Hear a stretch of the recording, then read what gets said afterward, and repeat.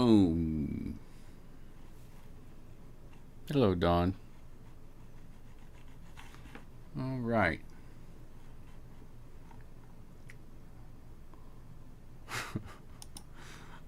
Alrighty, Rudy. Hello. Okay. This video is from August 29th, 2018 is when I backed it up. I talk about grief charge. Hey, Amy. ¿Cómo se va? How are you? Bienvenue. Et tu la Louisiane. From Louisiana. It's Cynthia's birthday today. We went and had some cafe at La Cafe Non La La Boulangerie.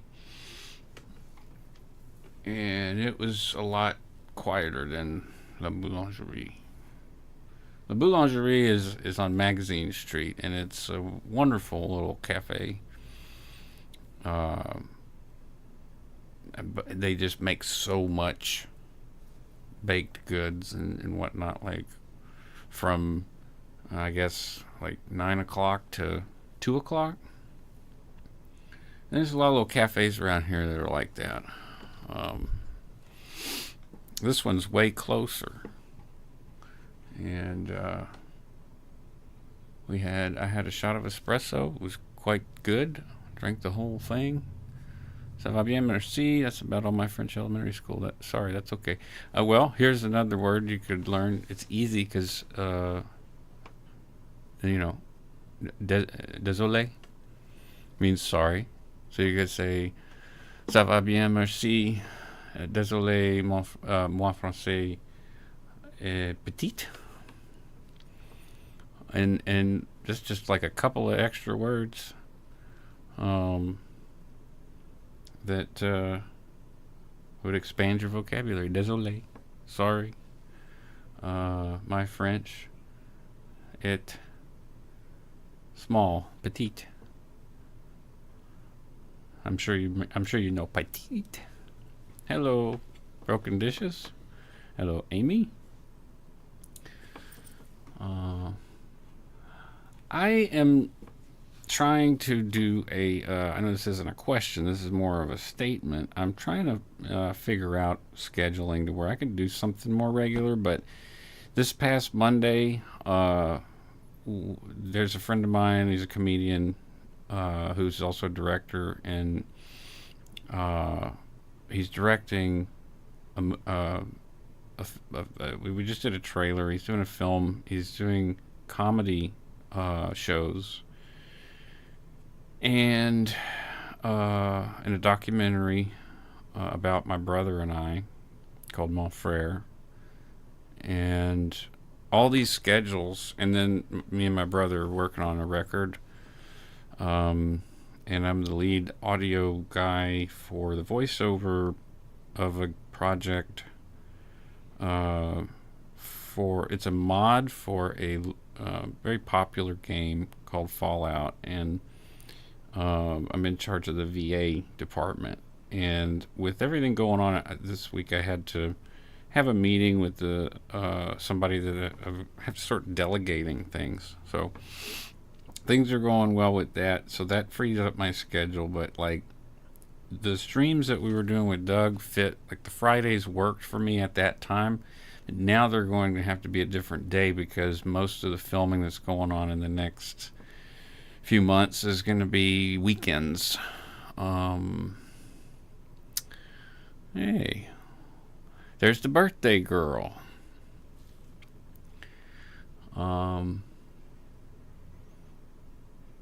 So yeah, I do these things literally whenever I just get a wild hair and I'm like, I'm gonna do it now. And that's okay. I'm not trying to snag some algorithm or anything, but I do know that it reaches more people if you do it on a more regular basis. Obviously, to me it's obvious, but that was the whole thing with the Friday broadcasts with Doug, because it was consistency. All right, so as I've said before, I have a lot of videos that I pulled off of YouTube, and I'll be going back over them because these were like videos that I was doing during a period of time where I feel like I was still healing, processing grief, trauma, etc. And this one is about the concept, the Scientological concept, I believe, because I reviewed it just before I went live. And I believe that I'm talking about the grief charge concept, which is a way for people in Scientology to rationalize and dehumanize themselves and distance themselves and actually not only look happy, but actually in some way they are. They actually, there's an authenticity to it that is very hard to sort of like imagine, because how could it possibly be authentic if you're blocking, therapeutic concept of blocking out bad memories, whatever. But the way that it is, it explained, and the way that I understood it, made grief a non-issue. So we'll discover that, but it is an issue because while at the time, yes, it's not an issue. It's always life. Grief is lifelong. You always live with it. So let's start. And let me shut up. Hello. Hope you guys are doing good. On my way to work this morning, I searched on YouTube for a video playlist to make you cry. I'm going to talk about the grief charge and what it means, and how that idea that grief is just a charge, an electrical charge, or a sort of emotional, unwanted emotion, misemotion. Some of these terms you get mixed up with Hubbard's. So that was a refrigerator kicking on. I was working as a brewer for my stepdad's Cowboys business. It was a family business. It started years and years ago. There's a picture up there of my Uncle Wallace, and that's his last bootleg run. Now, he was a bootlegger, in the 30s, and when the Volstead Act was repealed,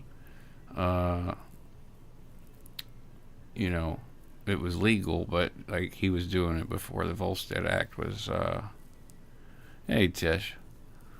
Love the frequent video. Well, I'm doing my best. I just when you go back and if you do go back and watch or listen later, like there's a whole bunch of scheduling stuff I'm trying to work out. But that's a friend in need is a friend indeed. That's very kind of you to help move a friend.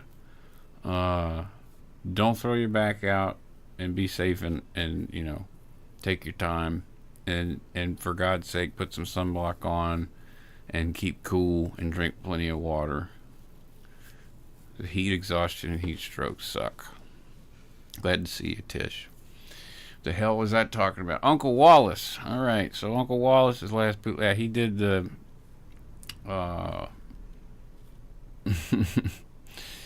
Right. Amy's right. Yeah, he wrecked his car.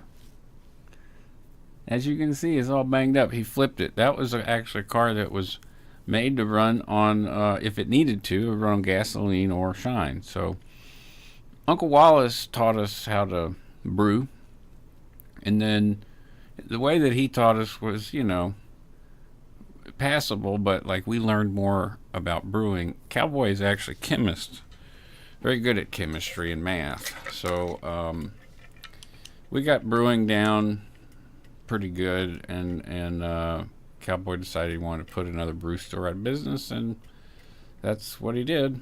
And he sold brewing supplies, and I did a lot of his marketing, and my ex-wife did some artwork and marketing, and it was a family affair kind of a thing. So like everyone had interest in it, but at this particular time, I was sort of just, you know, it was only for money. I really didn't want to be there. I loved the customers, but I didn't want to be anywhere near Cowboy. Idea of what a clear is and an OT, unaffected and unshakable and all this kind of shit. So I don't have the dictionary with me, so I can't give you the definition. Also, at this time, like there was really no one could talk to in my real life about this kind of stuff. If I say OT or clear, like people are like, "What are you even talking about?" Like, but on YouTube, there was a community, about 100 people, who were like, "Yeah, we know what this is, and wow, this is interesting to hear about, and we're here to be supportive," which was like amazing because there was really nobody prior to that. In 2013, when I started on the forums and was like about ready to just say to hell with all of it, the whole philosophy and all of it. It didn't really. The environment was different. I don't know how else to describe it. But having a few people that would listen was amazing. Because everybody in my personal life pretty much assumed that Scientology was a really good thing for me. And there was a bifurcation internally where it's like, how do I tell someone that it wasn't when everyone believes that it was, and I've been telling them that it was? It's a lie. Definition of a grief charge. So when you sit with the e-meter and you got the cans in your hand and you blow a grief charge and you're crying, it's grief. Maybe not grief, you may not cry. It may just be like sort of a swelling, sinking feeling in your guts. But everybody encounters grief in their life. Loss of loved ones, loss of friends.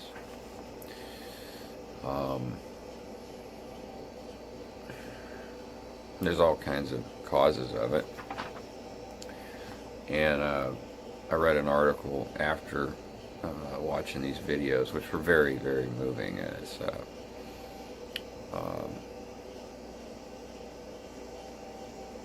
we're all just human beings, As, I like those videos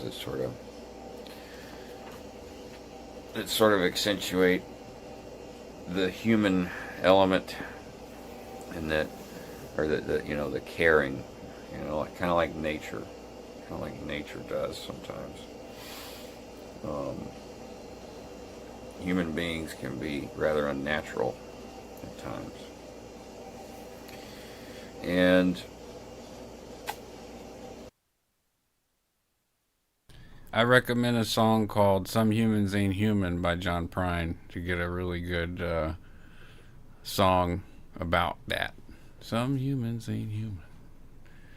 Some people ain't kind. one of the things that there's acute grief, which if you read the article, you'll see the definition of what it is. and there's prolonged grief. And it's likely that we all experience both at some point. I've had some prolonged grief in the subject of my biological father because of, the disconnection that happened as a result of me being involved in Scientology. And one of the ways that I keep his memory alive and keep that, well, I make an effort to keep that memory alive. I'll say that. So, on that note, it was not allowed pre-Scientology, post-Scientology in my family to acknowledge or honor my father in any way, shape, or form, much less bring his name up. And years after he died, I realized that he was the only person in our family besides, and I learned this later as well, that our adopted mother, Travis's mother, Anna, sent Destiny out to get Travis out of Scientology. But our biological father was way ahead of it.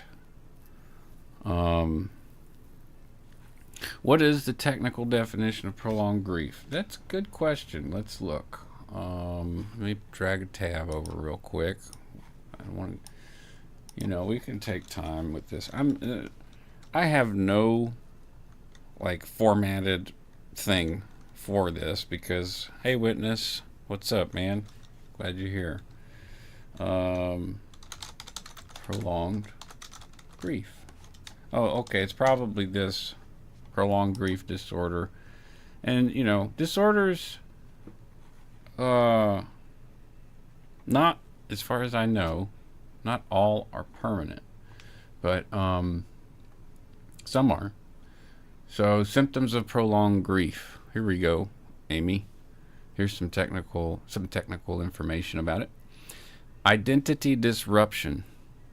All right, such as feeling as though part of oneself has died. Identity disruption. Marked sense of disbelief about the death. Marked sense of disbelief about the death. So, before my dad died, I went and got this tattoo. It says paid, and I had a great artist do it. And when you look in the mirror, or when I look in the mirror, it's sort of an optical illusion, but not really. He did a neat little thing where if I look at it certain ways, I can see the word dad. And if I look at it some way, I can see paid. And in another way, sometimes I'll see it's dead, but dyslexic style, so DAED. And that's how I see the dad part too. And so this tattoo is the only tattoo that I have besides the stupid little dot on my shoulder that I got when I was in some little suburban wannabe gang. And it's very meaningful to me because it was a signal in time, or point in time really, where it was after I disconnected and I was in my father, me and Travis's father, was in a VA nursing home, and he was non-ambulatory and had several strokes. Really, the one stroke that did it was he was at home alone and no one had checked on him for 2 days. And it was a very pathetic situation. His door, it used he was clever, but it used a cinder block attached to some twine and a bar sticking out. The bar that is usually the hydraulic mechanism that opens the trailer door. So he bent that in and he held the twine over it and he put a cinder block. But he had massive brain damage. So after we disconnected, which was somewhere around 2006, and this was around 2008 when he died. So, and there was not much left in there. I went and I told him that I forgave him arrogantly, and he said, and there was a nurse, standing by in case there was an issue because I hadn't really visited. They didn't know who I was, and he managed to get out the words, "Fuck you, I didn't do anything wrong," and he pissed himself. And I was like, wow, okay. But he did not seem, what's the word?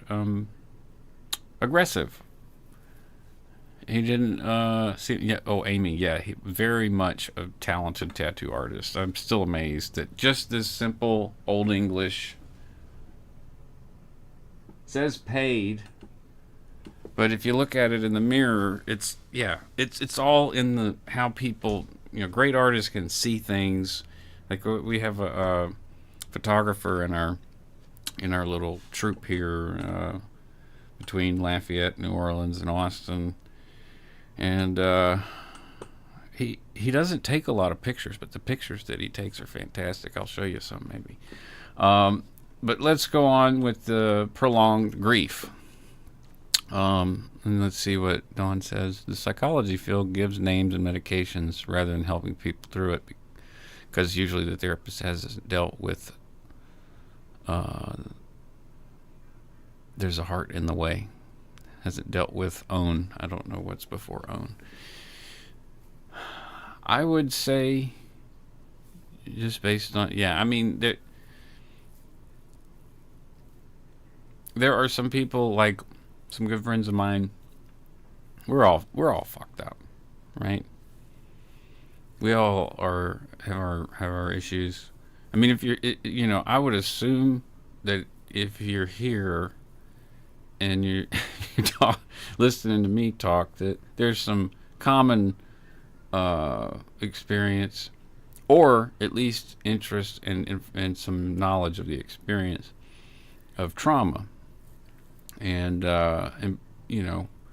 maybe severe trauma, or physical trauma, emotional trauma, just trauma. And I also agree with Amy too. Also I think it just depends, right, on the therapist and their level of experience. I've met some really terrible therapists, and I've met some really good ones. And what's crazy is the really good ones that I've met are the ones that you can't get if you have insurance. The ones that you have to pay to go see, that are the quote good ones, are the ones that are really just in it for the money, and they'll just throw you whatever new age crap and medicine and refer you to a psychiatrist, and it's all positivity, toxic positivity. That's my experience. I'm not saying that's how it all is, but so in my experience, the best therapists that I've had were working off of Medicaid. So, avoidance of reminders that the person is dead. So like I said, he would not have it. He would lose his shit and get very aggressive. And because of his extreme violence in the past, like, a person doesn't necessarily have to continue to be physically violent if they've done it a substantial amount of times before. As soon as they start getting aggressive, everyone backs down. Yes? So, I feel like, yeah, this is relevant, prolonged grief because of all of us, my mother, me, uh, and my brothers, couldn't really talk about Dwayne or even acknowledge that he was dead. Um,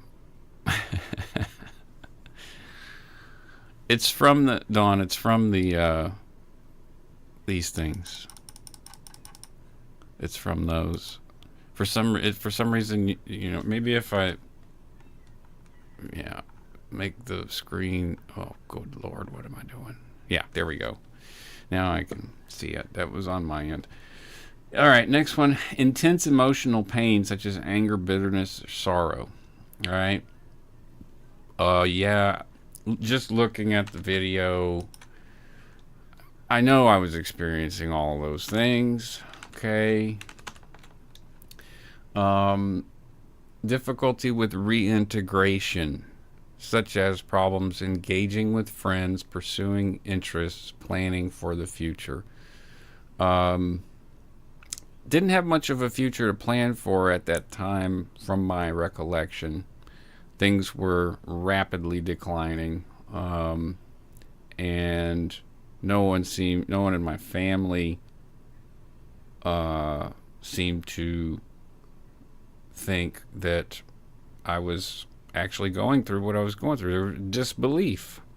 How could I have 34 years old, have prostate cancer, or something very similar or as deadly?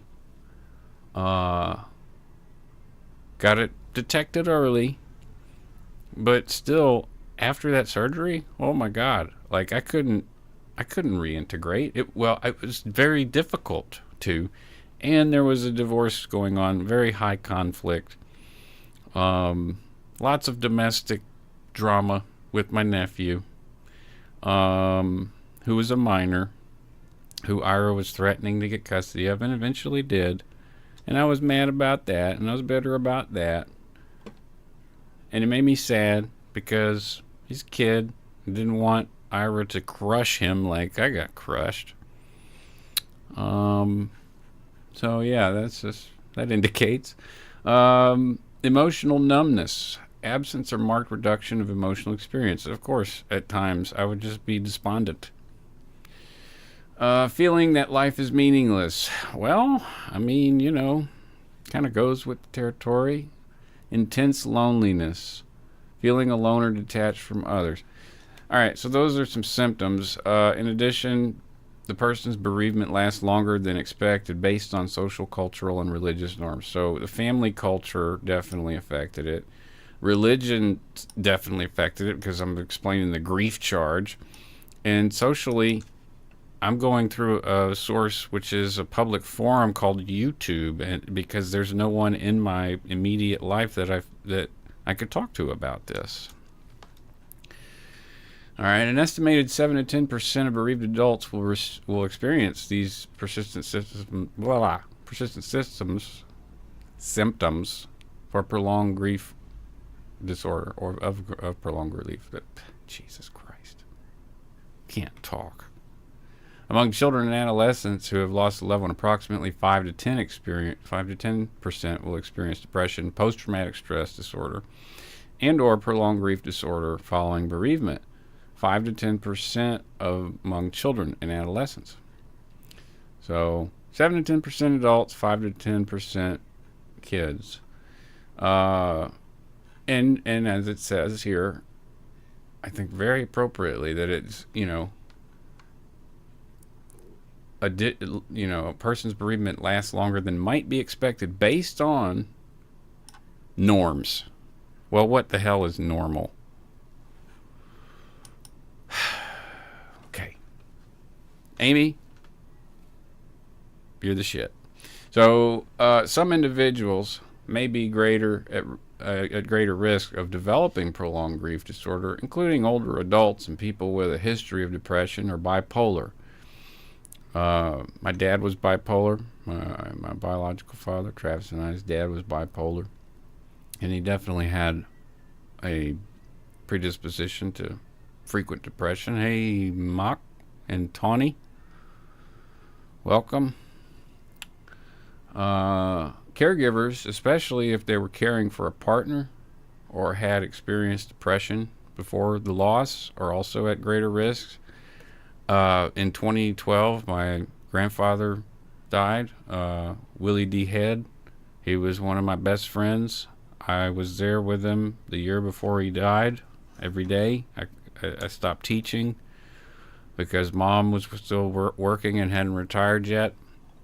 And I quit my very lucrative teaching job at the only studio in Lake Charles because Papa did not want to go live in a home. He just wanted to be with his daughter, who he was alienated from most of his life. And we got along really well. He was an awesome dude. You know, I used to call him Black Papa, but the truth is that he's a Muskogean native Cherokee.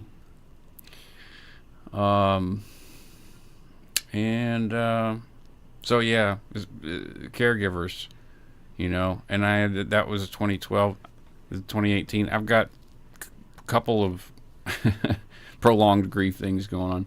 Prolonged grief disorders often occur along with other mental disorders such as PTSD, anxiety, or depression. Well, divorce make you anxious, make you depressed, especially if it's a high conflict and your partner suing you for divorce, and making all kinds of claims, with no proof, no basis, whatever, baseless claims, and putting you in front of the state for some pretty hellacious allegations. Very depressing. Sleep problems are also common, with estimated 80% of people with prolonged grief disorder experience long-term poor sleep. Well, I mean, I probably sleep better than I ever have in the last 10 years, but my sleep has been, and still is to a degree, not normal, but what is normal? All right, so those last two paragraphs come from Shizani 2021 study. All right, the inclusion of the diagnostic criteria for prolonged grief disorder in DSM-5 allows clinicians to use common standard to differentiate between normal grief and this persistent, enduring, and disabling grief. So I don't know what the common standard is. I'm not going to go into that, but that was a great question that was worth looking at, Amy. Thank you. All right. Yeah, Monk, that's kind of what I'm talking about here. And in the video, I'm explaining, this is an old video where I'm explaining grief charge and the Scientology sort of like approach to grief. And then also we're talking about prolonged grief disorder. So whatever information we can process together about all this stuff may be of benefit. To connect with those memories that I do have. And because it's a prolonged grief thing for me, there's probably other prolonged grief things for me and everybody else, but to connect with those people or feelings, is a way for you to not let the grief live inside your mind as grief. In other words, when I connect with my dad and the memory of my dad over the years, it has become more of a positive thing, a net positive thing. It's taken years, And at first it was really difficult because I still, believed that he was an SP and all this shit. But when I started to make those connections, or make that effort to make a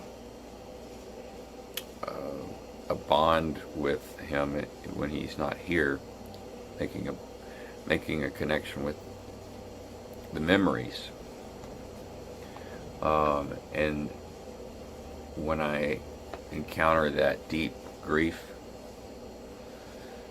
or the prolonged grief that comes up time after time, regret,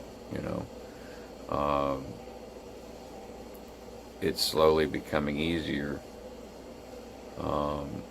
and not just easier, but fulfilling to keep his memory alive.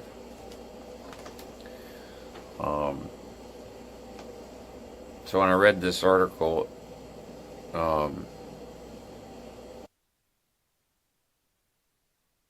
I am able to do that now, and so is my mother. Like, my mother has a picture of me and Dwayne and her, like a family photo, right by her bed. And she will not get harassed or have to deal with any kind of emotional hostility or physical aggression because of it. That's fucking. I know that sounds simple. It's the simple things. Hey, Chad. But to not be harassed for honoring someone you love, because the things that Ira would say, if you mentioned Dwayne, would be, oh, I regret not killing that son of a bitch. I wish I could, and after he died, uh, he would say things like, well, I wish I could kill him again. So, we didn't want to put our photos anywhere where he could see them. I mean, he would totally smash the photo and probably tear it up or burn it. I mean, I'm pretty sure that he destroyed a lot of the photos that did exist of Mom and Dwayne, or me and my dad. So fuck him. Right? Welcome, Chad. it was nice to know, because the therapy that I've had apparently has been working. Haven't been in therapy for about a year now, but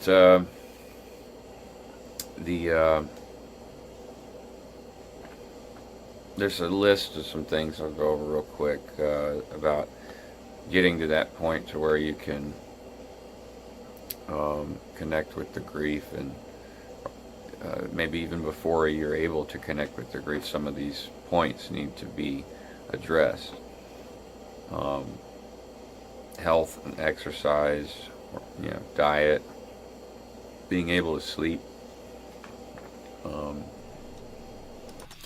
Those three things, health, exercise, and diet, are actually very, very important. But if you aren't able to, based on your current socioeconomic or whatever position that you're in life, you can only do the best you can do. And for a lot of years, it was like, playing on the street here in New Orleans or in Lake Charles for some couple bucks to figure out, usually rice-a-roni, because rice-a-roni is like $2 for $1, and it's carbs and big bottle, a jug of water, and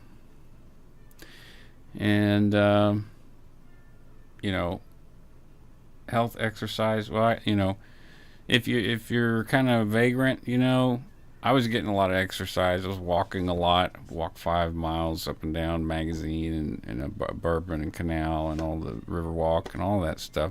And then in Lake Charles, I would walk downtown, and I was either there at the studio. Studio closest store to me was 2 miles away, and I walked that. So I had the physical part, but I was definitely not taking care of the nutrition.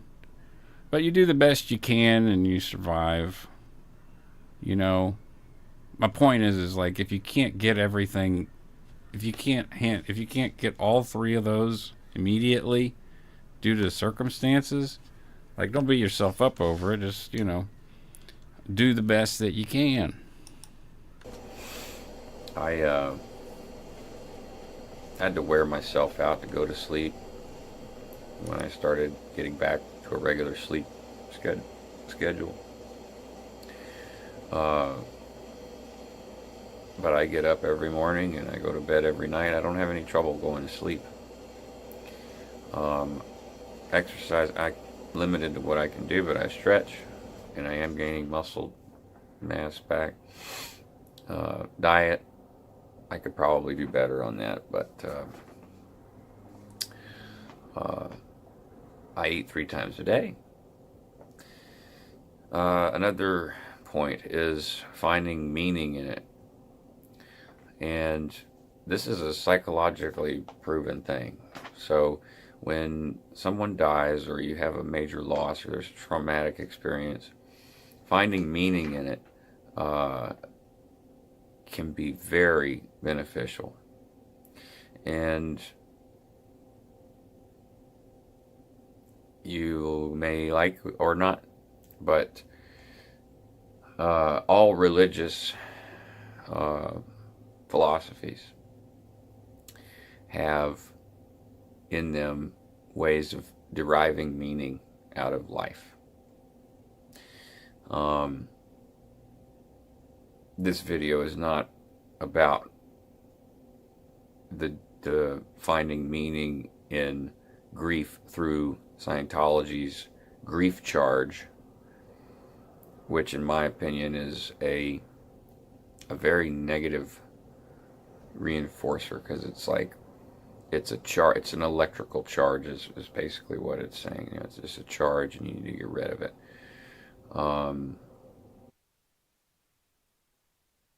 So grief in Scientology, as I'm explaining, it is something that is like a static, that like static electricity. Like you can shake it off, and that and you have a charge, and the charge blows. They call it the charge blowing or releasing. They used to call it release, like Dianetic releases, when people would go into a state of reverie, whatever, hypnosis, and they'd feel like they didn't need their glasses anymore. Ah, I can see. This is it doesn't go away, so it just changes. Your grief changes. How many of you can say you just don't grieve for somebody that you lost anymore, ever? Like, truly. Is it that, or is it that your grief has changed? It's still sad, but you may think about it differently. My brain and brainstem hates my body. Well, that sucks. I'm sorry, Tawny.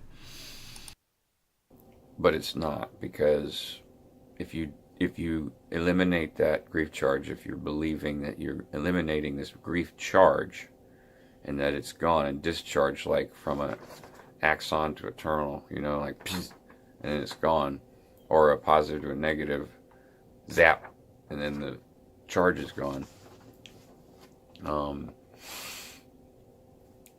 then you are severing any connection to the memory, or you are, in Scientology speak, not ising it.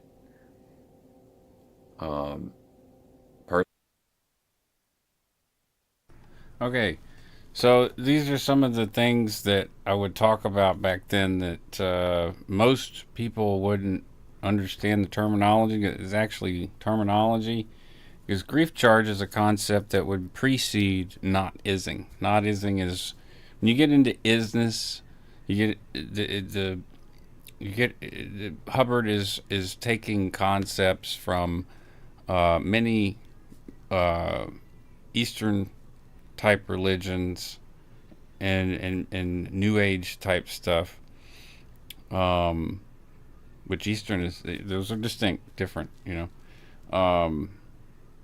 wasn't combining the two, but you have beingness, which is your state of being, and you can change that however you want. You have knowingness, what you are able to know. You have havingness, your willingness or ability to have.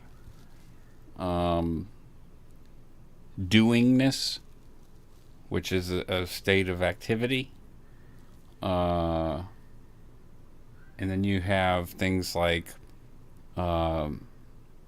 situational things like isness, the isness of a situation. Well, easy way to explain that, old, what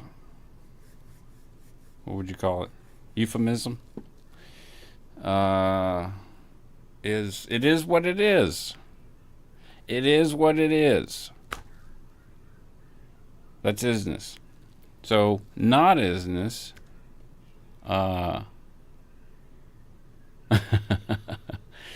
common laughter is the best medicine. It's another old euphemism. It's great. Those things stick around just like memories of people do because there's truth and value to those things, the memories and these euphemisms. So not isness would be a state where you're in an environment or in a circumstance where it is not is what it is. It's not is what it is. Or it isn't what it is. It is not what it is. Which would be to say, from my perspective now, if you're applying grief counseling, so this would be part of like some grief counseling you'd get from a Scientology auditor or a chaplain. The isness is that your grief charge needs to blow. And until it blows, you're going to stay in grief. Now, you convince someone through all the other mechanisms in Scientology, thought concepts, which are fairly easy to grasp, but once you grasp them and you start to go further and further in, because there's little bits of truth, and you're like, okay. Then you have this whole system of belief. What's up, Nico Rasu? Ever look back and ask yourself, who is that person? That's exactly what I'm doing. Let's see here. She was just this radiant source of love and joy, and she's a huge part of why we don't get sucked into the family madness fully, because she always was the kind and caring, and it was infectious. I'm assuming you're talking about someone in your family, but I don't know. I have someone like that in mind, several people. And some we have lost, unfortunately. And I have some family that's probably going through some prolonged grief that we are talking about, and grief charge. So these other weirder concepts, not isness and knowingness, havingness, beingness, doingness, which are sort of dizzying, aren't they? Sort of blur things. So in addition, once you get into that, in addition to that, once you're into that system and you're using that system of belief, on a psychology side and psychiatric side, psyche side, the psychs have learned that it doesn't go away. It changes. The grief you hold forever. It's how you look at it. It takes time, or moments and moments. But yeah, no. And let's see, Dawn. Knowingness is different than knowing about. Most New Agers think knowing about is knowing or knowingness. Yeah, yeah, I feel that. Knowingness is sort of that to me, and we may have different ideas of what it is, but knowingness to me is knowing, I feel like I should call my mom or my brother or whatever, and I call, and it just so happens, or my best friend, it's like, there's a knowingness and a connectedness to those people that is, somehow there's some, even though it's an unknown, there's a specific instance when that my mother talks about where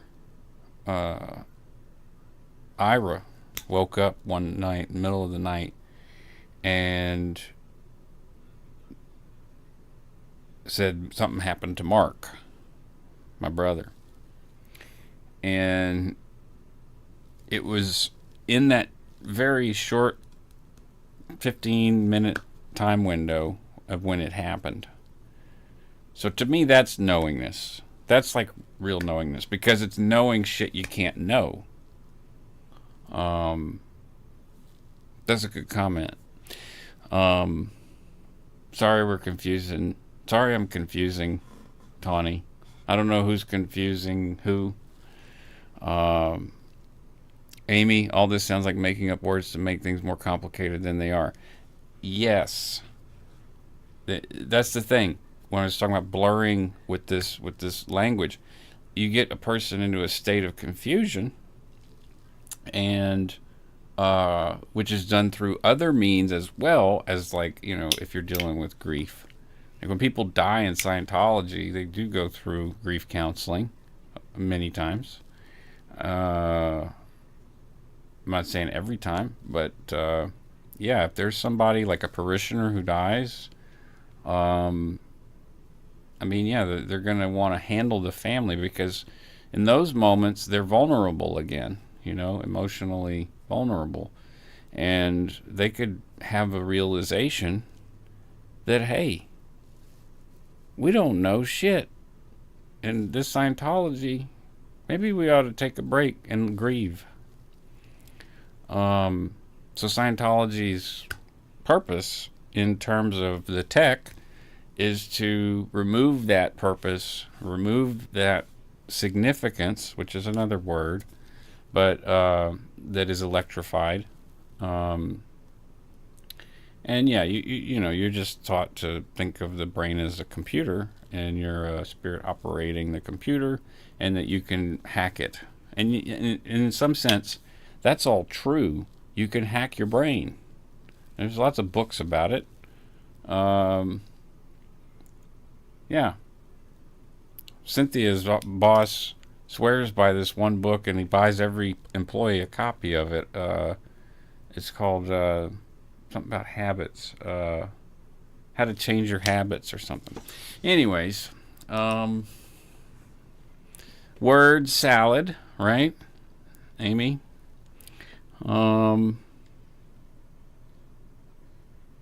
Mock, I'm so sorry, man. I'm so sorry for your loss. And I think everyone here understands. So you're in good company. I don't even remember where we're at in the video. Let's keep going. Personally, I not is many life traumas, uh, many grief, prolonged grief uh, uh, experience. So that's, but yeah, breaking this up, breaking it into pieces. Yeah, I not is, which means I looked at things that happened in my life and I said to myself, that is not what it is. And it was what it was. But I said, no, it's not what it is. And I had a whole, life of it up to that point, and it made it feel like it was actually working. That Scientology was working. And to some extent, my brother as well. But it doesn't, if you ain't figured that out yet. Okay. I'm not saying there aren't some interesting concepts in the subject. There's some interesting shit in there, but and partially useful, but you can find so much better stuff. Like, it's kind of silly to you're reading so much junk to get to one decent piece. Like, you could just pick up Plato's Gorgias or something, um, and get way more value out of it. And I think that is a big part of why I bought into it so hard, because the idea that grief is a charge, and that if I can blow it, in other words, get rid of it or discharge it, then I will no longer have to worry about it. And it brought about a state of hypnosis, right? If you guys watched the stuff with me and Doug, we talked about this induction. He's really good at explaining it because it happened to him so many times, and it has an effect on your mind, a very, very it varies from person to person. But, if it happens so many times, it's just that many times you got to go back through the downward spiral and unfuck yourself. Sort of alienation, social alienation, emotional distance, and emotional disconnection from people.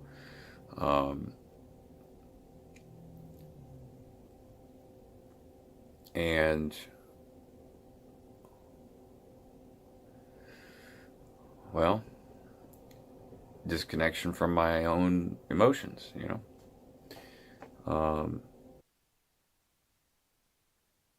And what Amy just said, being able to make your grief go away, poof, sounds tempting. But the result is what I just said. So deriving, well, disconnection from my own emotions, Disconnection from your own emotions. Again, when you're in that state, as we did the backflash broadcasts, we talked a lot about that. So that's still there, and I'm proud of all of that stuff that we did together. So deriving meaning, so what do you do if you've got a grief charge and you're thinking about it as a grief charge, and you've done that for years and years and years as a Scientologist? Well, that's the tough part, because you have to derive some meaning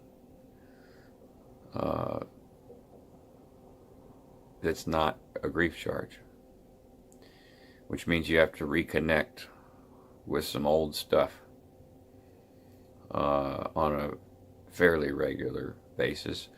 And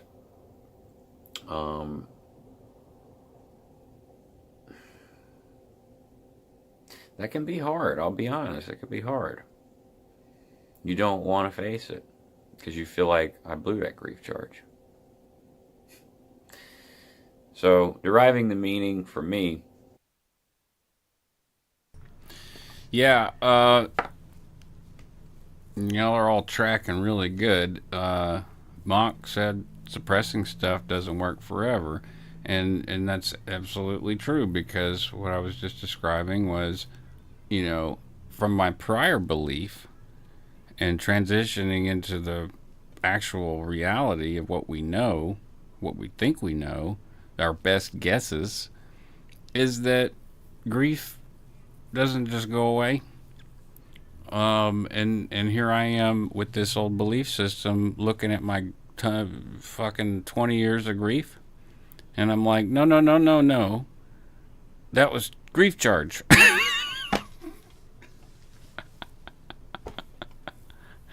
But it all comes slamming down hard, and it's like it's a tsunami, a fucking tsunami. No wonder I got sick. You know, doctors will tell you inflammation is like the cause of almost every illness, practically. Well, stress and inflammation are directly linked. And 3 of the doctors that I saw, pre and post operations, I had 3 surgeries,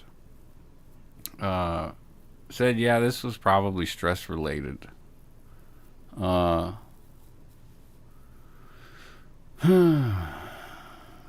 it's a skill. It's a set of skills. Try to get as many freaking coping skills as you can, is my advice. Get as many as you can. Oh, yeah, and witness. Inflammation and stress. This goes back to the health shit. Diet, exercise, and what was the other one? There were 3 things I said. But sleep. Diet, exercise, and sleep. Those are presumably very simple things. Like when we were kids, it's like, yeah, we get up, we eat breakfast. Assuming you have someone to cook you breakfast, or you make your breakfast, however the hell you grew up. I was lucky. My mom always made breakfast. That was great. And then you go to school. You do your school thing. You come home and you play or whatever you do, and wear yourself out. And you go to sleep. And this is sort of a natural thing that most kids are very comfortable with. As we become adults, maybe not so much. But you do what you can. You do the best you can do. And the way that I look at it is like I can always try to do better, because I'm lucky to be alive, frankly, after everything that I've experienced, and I've had plenty of near-death experiences that were unintended. So, accidental overdoses and alcohol poisoning, and then some that were, aggravated assaults, but and then some were suicide attempts. And I guess it's just, if it ain't my time till it's my time. And I try to honor the universe, I suppose, and be like, okay, fine. I'm here, and I'll do my best to stick around as long as I can. And I have a really good reason to do so. My children. So, they're really the inspiration for everything that I do.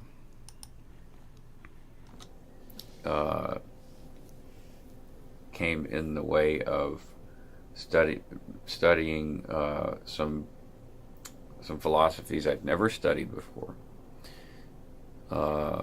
Studying more psychology just, yeah, Dawn says, when I realized the grief and loss, I sat right beside, so to speak, the depth of love I experienced before the loss. I stopped refusing to feel it and cried as long as I needed, and it led me back to the love. Um, that sounds very, very much like a huge healing. I did quite a bit of that myself when I was living in the Dale Abshire's studio, Octane Sound, which was just a couch and a bunch of gear.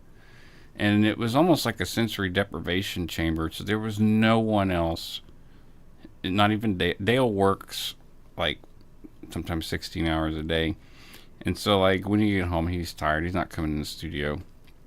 And so I'd see him on weekends maybe, but most of the time I'd be just alone in this isolation tank. We soundproofed it so much that, I mean, we could barely hear the rumble of 18-wheelers going right in front of the house. And so it's I was there alone. You could say alone, but I didn't feel alone. There was something there. All right. Was I hallucinating? I don't know. Probably. I do have a hallucination perception persistent disorder, apparently. But the I know there's an old proverb for this.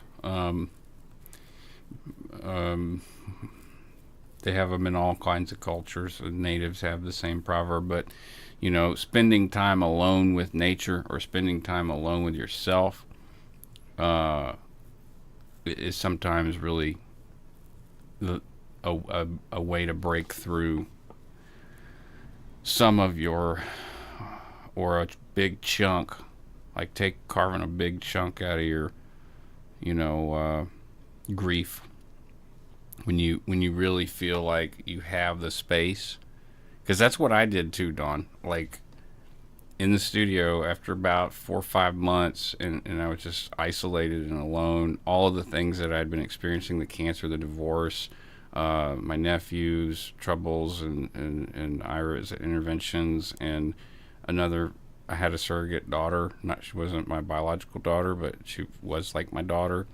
There was an incident where her mother moved in with someone and allowed this person to peep on her and perp on her. Now I don't think she was ever raped, but that doesn't freaking matter. When she actually told her daughter this, and it really traumatized her, and she looked at me as a father figure, and I did everything that I could, but legally I had no right. So all of that was fresh, and I went to Las Vegas to see Daniela, the person who introduced me to my brother when I was 14. That was surreal and amazing. Her dog died her dog was dying while I was there, so I spent most of my time taking care of the dog, but it helped. I was able to help her, which made me feel great, because that dog meant a lot to her, and it was in bad shape, and it was a messy job. So, yeah, all of this was going, and I'm in an isolation tank in a studio. Like, when you close the door, it's negative dB, which means your ears kind of go, and you got nothing but your thoughts. So I had a similar experience, Dawn, where all of that love that I experienced before the loss, like the love that I had for my surrogate daughter before all of that had happened, I still loved her, but there was this torment and this like loss of innocence and feeling of guilt and not being able to, not knowing, not protecting. Same with my nephew, and my mother felt similarly, and she was going through a bunch of that with herself, but she was living with Ira, so it was hard for her, and she was also going through prolonged grief about her husband, which she still goes through. Once a month at minimum, when I talk to her, she'll talk about how much she misses Dwayne. So, point of all that is, yeah, cried as long as you needed. Boy, did I do some crying. I would cry sometimes from 9 in the morning on and off all the way to noon. And I just can't imagine now, like, having, like, I would almost feel like I need to go back into that studio for a couple of weeks or go out into nature and just, be alone to feel safe enough to cry like that. Comprend? Oui? All right. I studied psychology before Scientology, and I studied after Scientology. And revisiting some of the Psalms and Proverbs and the Four Gospels and St. Thomas Aquinas and Nietzsche and Plato, and, Aristotle, and just Patanjali,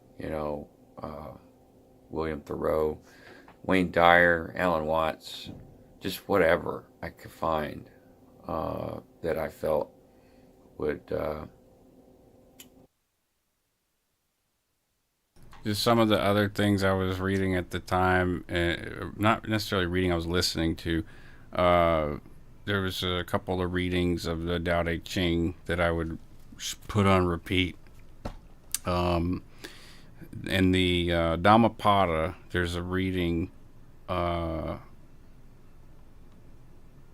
YouTube that has just a single flame. There's a lot of readings online of the Dhammapada, but there's one that specifically, I can't remember the voice actor's name. But it's very, very relaxing, and it's just good stuff to absorb. It's like, I would say the Bible is like that too, but there's so few people that I feel curate the gospel in a way that is as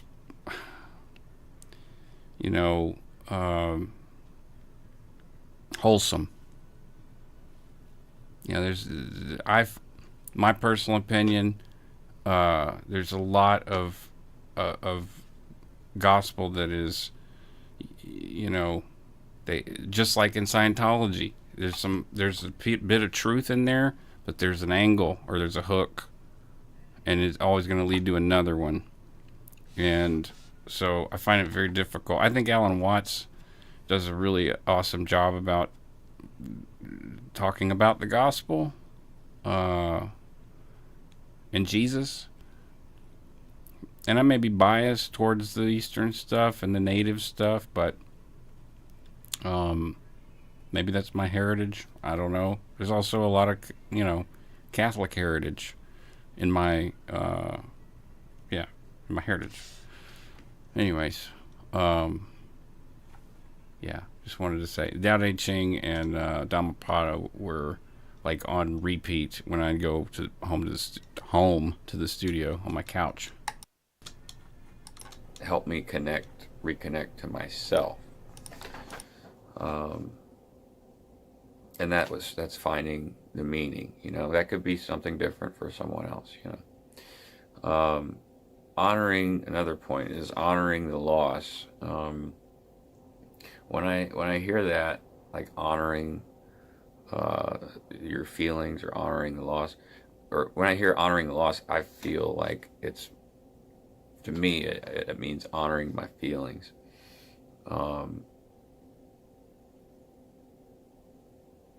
This morning, I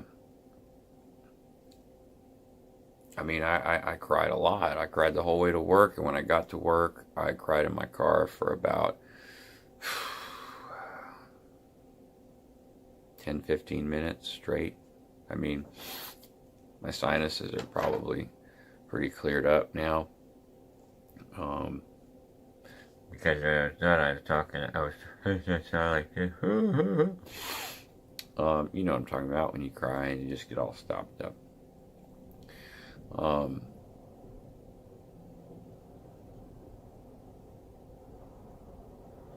I have a tendency, others may as well, but to hold on to some grief until I feel safe enough and in a place where it's not going to disrupt my life. Like, for instance, if I go home and have dinner with my folks and I just start bawling, you know, they're going to want to know what's wrong. But really, I'm the only person that can make those connections. And it's, I don't have that kind of a, it may sound weird, but I don't have that kind of a connection with everybody. So I make that connection with myself when I can. And that goes to the fourth little thing here, time for loss and time for life. So in the past few months, some major things have happened that in addition to my prolonged grief, there's been acute grief, and when those things stack on top of the regular grief that I have on a prolonged basis that is gradually getting better, I start to feel really overwhelmed. But the problem is I got to find a time and a place to do it. So that may work for some people. That may work not so well for some people.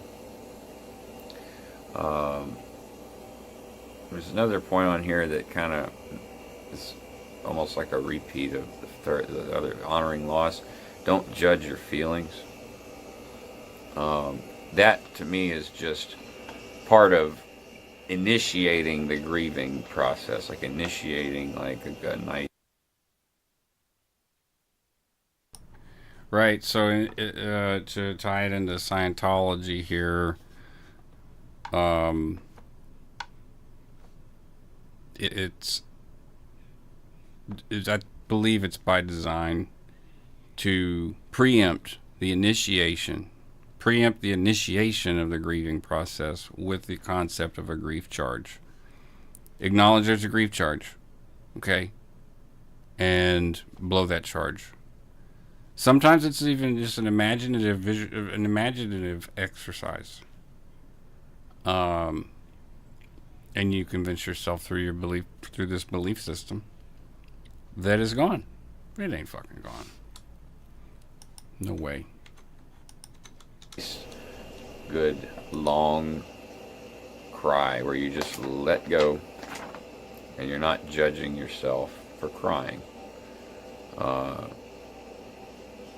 And the more you can let go, for me, the more isolated I am in a way from someone, unless they're close to me and they understand and they know what I'm crying about. I'll do it myself, because I don't, that's a tough one. Don't judge your feelings, because when most of the time I'm okay. I have good coping skills, but for me to just snap and start, crying and grieving all over the place, I judge myself because I'm, for better or for worse, there's, the people that I care about, I don't want them to worry about me. So I would judge myself for crying and grieving in front of them. Now, that doesn't happen so much at funerals or stuff like that. I'm pretty open with my feelings on that. But when it comes to like my history and the prolonged grief, there's just, not many people, not even my closest family, my mother and my father, my stepfather, cowboy, know how I feel You know, they've got their own grieving process that they go through. Um, and then coping, which is what the psychologists and therapists that I went to in the last 2-3 years told me that is my most prominent skill in dealing with this. Just a thing on that. Prior to Scientology, I learned a lot of coping skills, adaptive and maladaptive, and they work until they don't. That's why it's good to have as many coping skills as you can amass.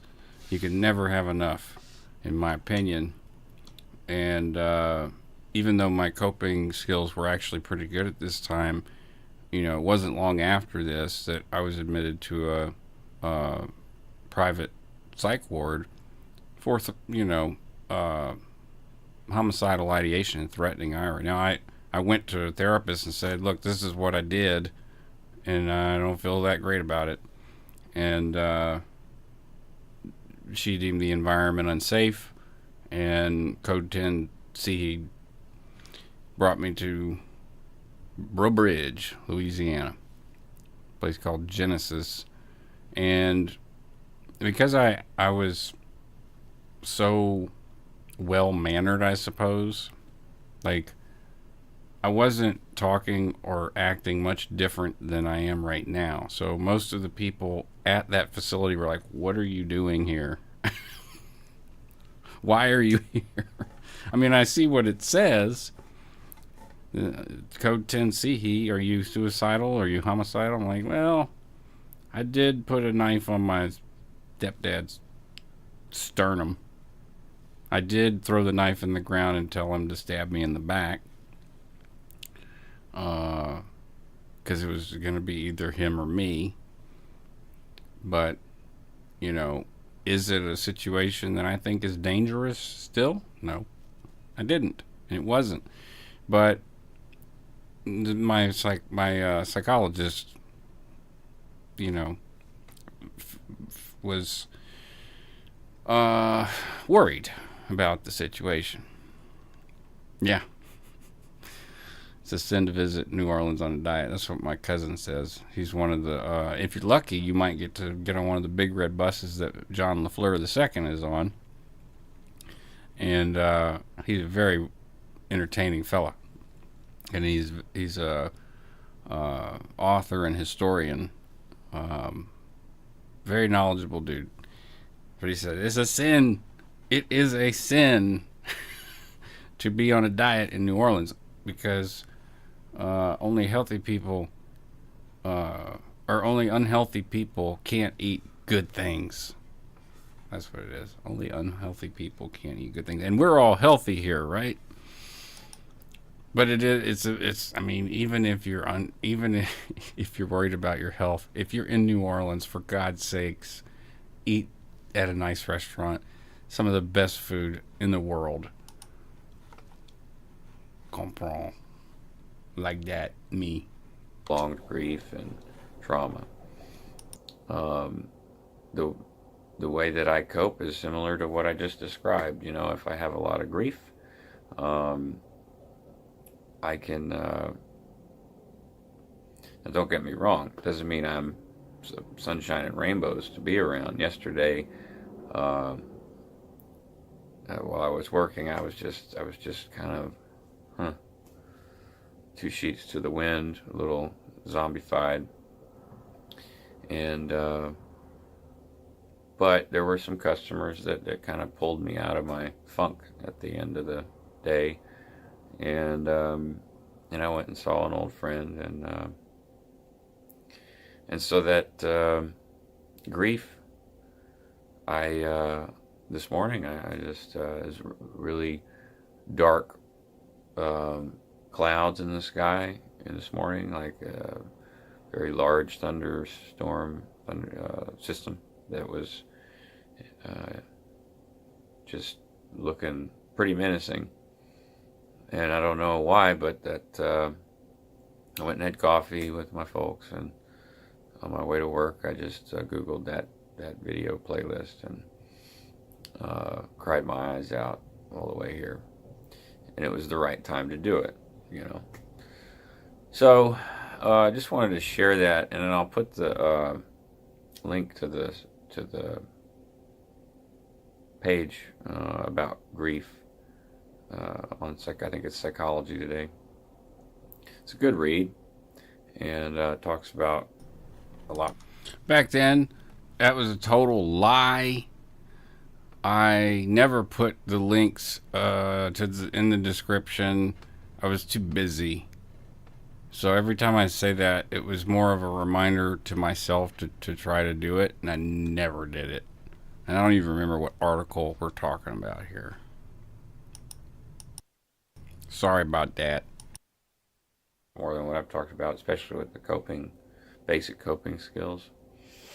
And I have yet to read that myself. I'm curious to see what coping skills are there that they recommend and what coping skills I've developed over time, because I've never really looked at coping skills. I just have coped. So the grief. Just wanted to say, since then, however many, 8, 9, 10, 11, 12, 13, 5 years, I've learned a lot of different coping skills since then in therapy, but I was learning them at the time too. Charge is if you're an ex-Scientologist, whether you're staff member, public, or SO, I would encourage you to look at this article and maybe consider some of the prolonged grief that even though you're out now and you're processing things differently and you don't think like a Scientologist anymore, there's lots of little hooks and stuff in the tech. So there could be some prolonged grief or some acute grief that would be beneficial for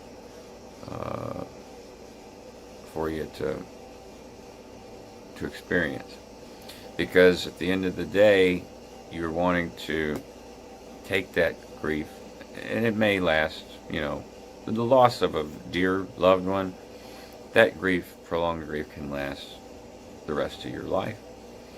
But if you take the time to connect with the memories of the loss, it's almost like you are bonding and creating a new relationship in your mind. And when you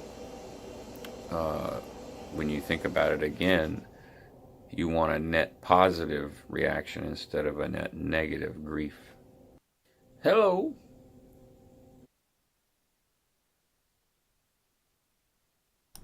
Well, that was an abrupt and poignant ending. A net positive, not a net negative.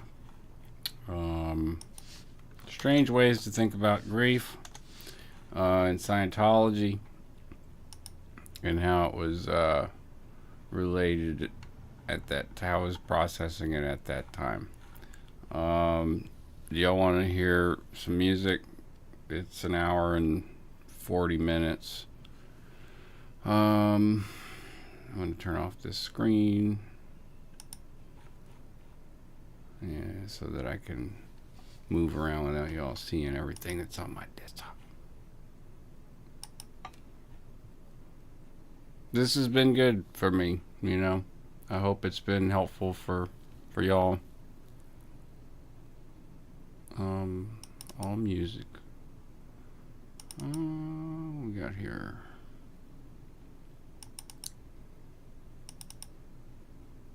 Sorry for the loud clicking. Explorer is freezing. Yeah.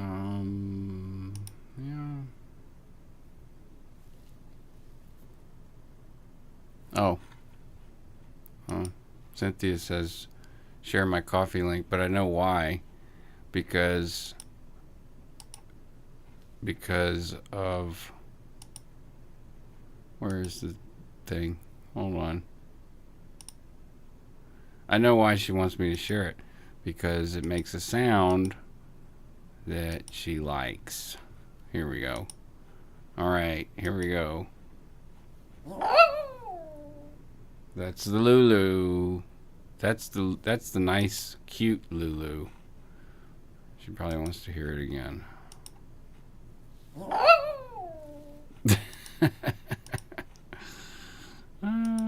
Yeah, same here, Dawn. Amy, there's a channel. Let me find that real quick, and I'll link it because it's great. They've got like 80 or 90 different accounts, and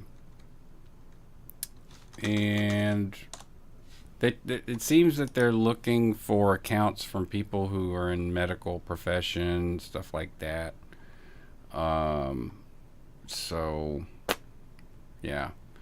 Let's see here. Indie. It's going to be one of the top ones. Yeah. The Other Side. Indie E. Here's the link. Here we go. That's the link to that site. And then I'm also going to drop a Discord link. If y'all do Discord, I created a place to Discord. And which window is it here? There's the Discord. By Naturism. And never forget to rock. Okay, so we'll play something then, and that'll be it. And I'll play my outro. I'm going to play something by a band called Mothership that I produced in 2008. I'm going to play a song called Through With You. These kids, they were kids. I produced them. We were able to get them into bars and out of bars. They were so good. They were before Greta Van Fleet as well. And they didn't really listen to much Led Zeppelin. Okay, drop the Buy Me a Coffee link. I'll do it again. Damn. There's a dog bark. Okay. On Discord too. Okay, I'll put it in the Discord too. That's a good idea. So this is Through With You, recorded 2008 through a Harrison mixed bus console, the 32 series for anyone who's an audio geek, at EMF Studios in Lake Charles, Louisiana. I'm going to cut the camera and end the broadcast with this song. Mothership, Through With You. Unpublished. You'll only hear it here.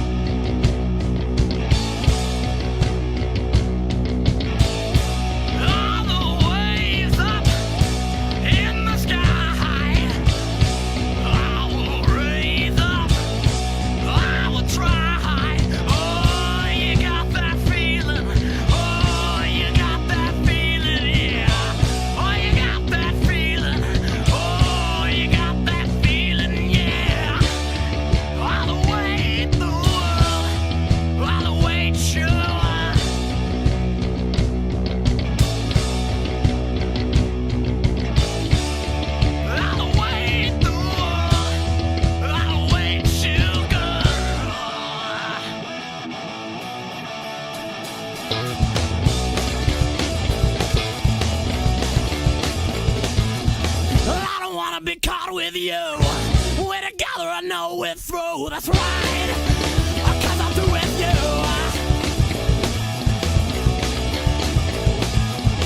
We're together, I feel alone. I feel love's just been thrown away. 'Cause I'm through with you.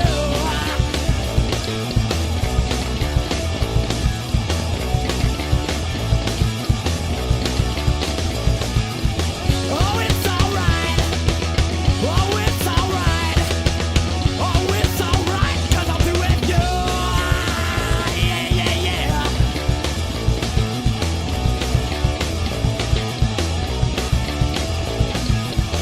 Girl, you got me in a spin. You put me out, but I'm loving again. That's right. I got a new friend. Girl, you got me under a spell. I'm not doing so well, oh no.